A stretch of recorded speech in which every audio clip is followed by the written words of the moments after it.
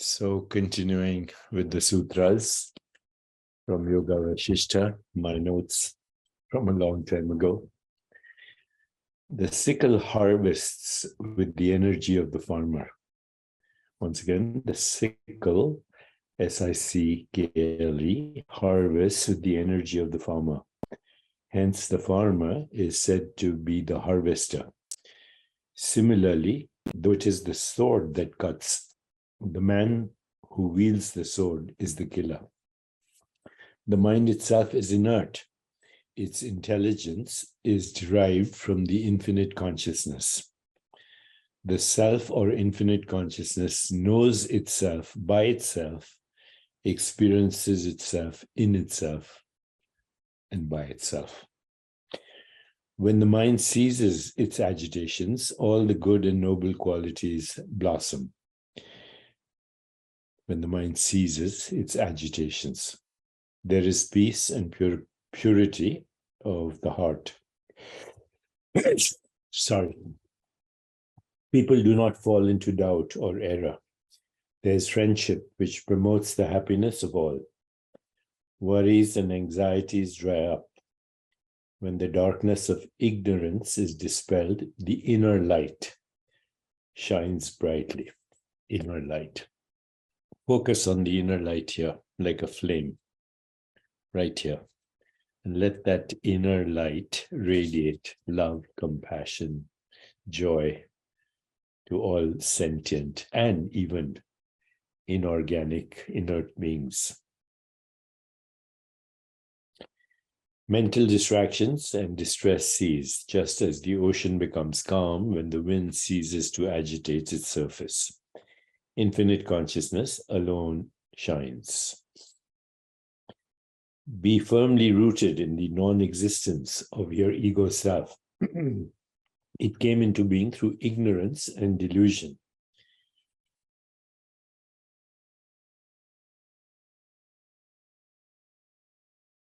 When you lose this false identity, you will realize your existence as the supreme being or infinite consciousness. And you would be freed from all conditioning and all limitations. You are the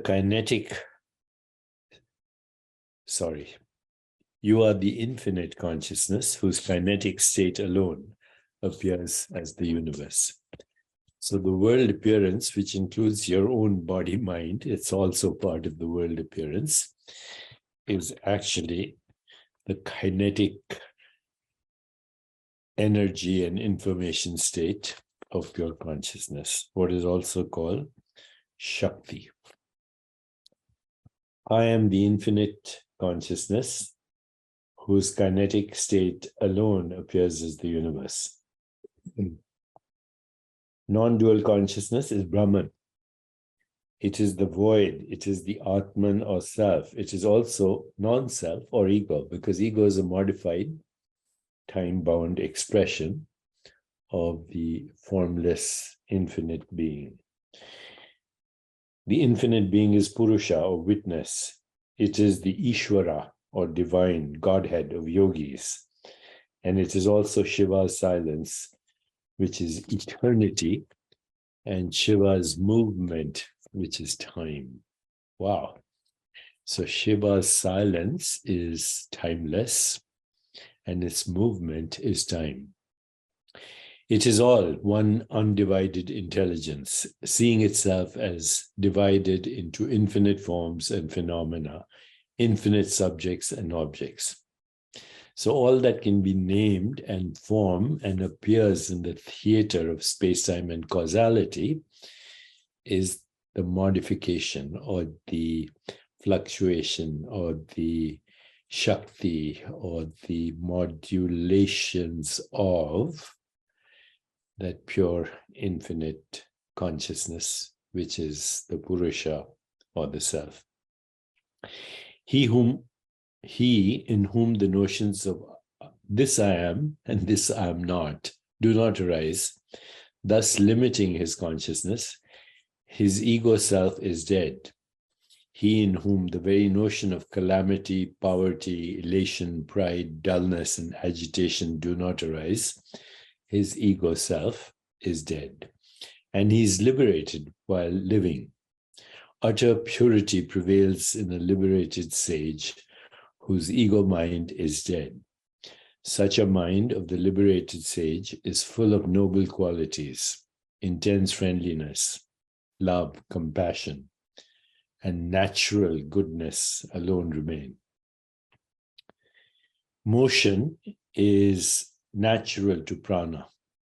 So prana is the life force of consciousness. It is the energy component of consciousness.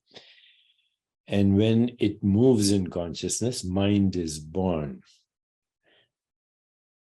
Prana is manifesting then as both energy and information. Information is a pattern of prana.